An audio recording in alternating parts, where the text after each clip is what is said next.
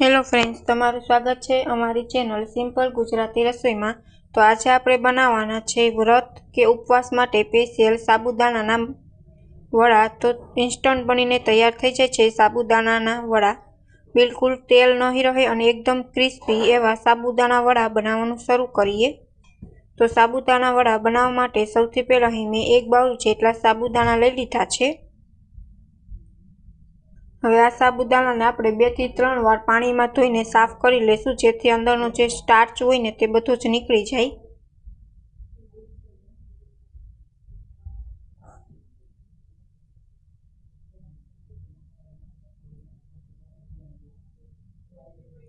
તો અહીં બધો જ સાબુદાણાનો સ્ટાર્ચ નીકળી ગયો છે। હવે આપણે પાણી એડ કરીને 4 થી 5 કલાક સુધી સાબુદાણાને પલાળી રાખશું, જેથી સાબુદાણા વડા છે ને તે સરસ આપણા બનીને તૈયાર થાય।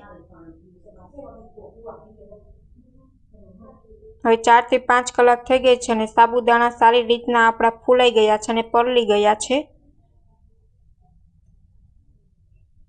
એકદમ સાબુદાણા છે તે મેશ થઈ ગયા છે। 4 થી 5 કલાક જ થઈ છે આને પલાળવામાં।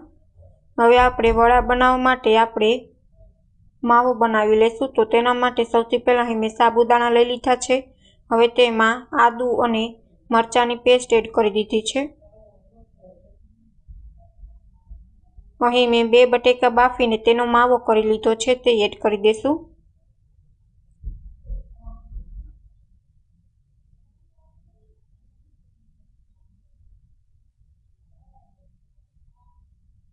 અહીં મેં 1 ચમચી જેટલું આખું જીરું લીધું છે, તે એડ કરી દઈશું। આખું જીરું એડ કરવાથી સાબુદાણા વડાનો ટેસ્ટ છે તે સરસ આવે છે। હવે સ્વાદ પ્રમાણે મીઠું એડ કરી દઈશું અને 1 ચમચી જેટલી ખાંડ એડ કરી છે। હવે 1 ચમચી જેટલી હળદર એડ કરી દઈશું અને 2 મોટી ચમચી જેટલું ધાણા જીરું પાવડર એડ કરી દઈશું।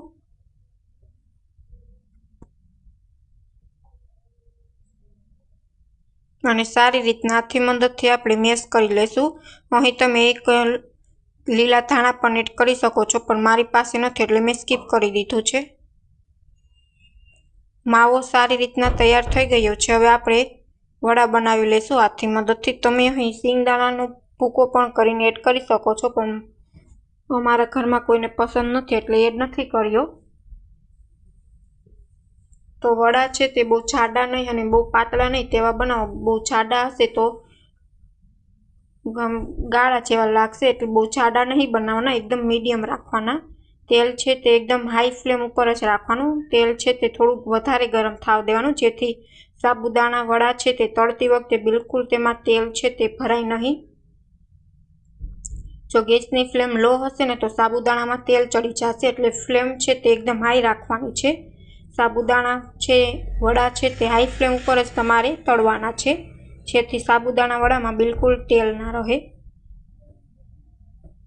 હવે આપણે ચમચાની મદદથી તેને પલટી દઈશું। અહીં ઝારાનો ઉપયોગ નથી કરવાનો, નહીં તમારા વડા છે તે છૂટા પડી જશે। ચમચાની મદદથી આપણે 2 થી 3 વાર પલટીને તેને સારી રીતના તેલમાં ફ્રાય કરી લઈશું। એકદમ ક્રિસ્પી બને ત્યાં સુધી આપણે તેને તેલમાં તળી લઈશું।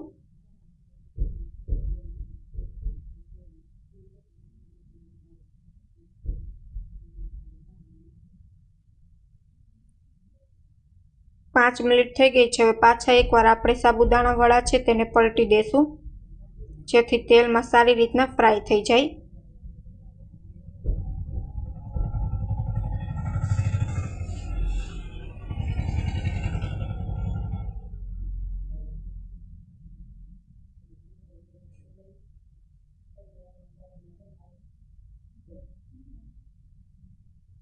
તો અહીં સારી રીતના ક્રિસ્પી આપણા સાબુદાણા વડા થઈ ગયા છે। હવે આપણે તેને બહાર કાઢી લઈશું તેલમાંથી। અને તમે જોઈ શકો છો એકદમ ક્રિસ્પી અને બિલકુલ તેલ ના રહે તેવા સાબુદાણા વડા આપણા બનીને તૈયાર છે। જો તમને અમારી રેસીપી ગમે તો ચેનલને લાઇક કરજો, શેર કરજો અને સબસ્ક્રાઈબ કરજો। તો ઉપવાસ કે વ્રતમાં સ્પેશિયલ સાબુદાણા વડા છે તે બનીને તૈયાર છે।